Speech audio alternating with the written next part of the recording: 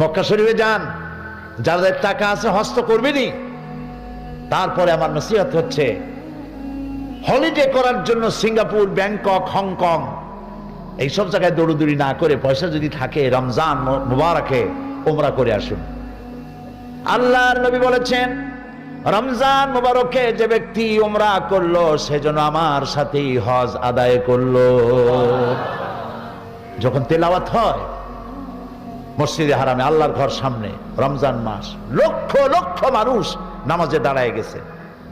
যখন ইমাম তেলাওয়াত করেন, আর শেখ আব্দুর রহমান আর সুদাইস, সৌদ আর সুরাইম, আব্দুর রহমান আর হুজাইফি যখন তেলাওয়াত করেন, মনে হয় যেন আকাশ থেকে কোরআন নাজিল হচ্ছে।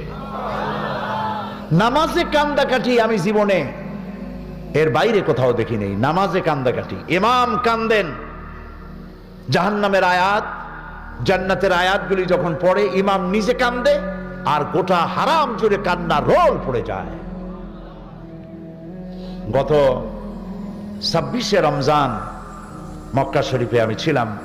রমজান মুবারকে যাওয়ার একটা তৌফিক আল্লাহ করে দেন প্রতি রমজানে। পত্রিকাগুলি লিখেছে পরের দিন 30 লক্ষ লোক উপস্থিত ছিল লাইলাতুল কদরে। কি কান্দাকাটি শুরু হয়ে গেল যখন তেলাওয়াত হচ্ছিল। কোরআনের মতো মজা পৃথিবীতে আর কিছু নাই। সুবহানাল্লাহি ওয়া বিহামদিহি।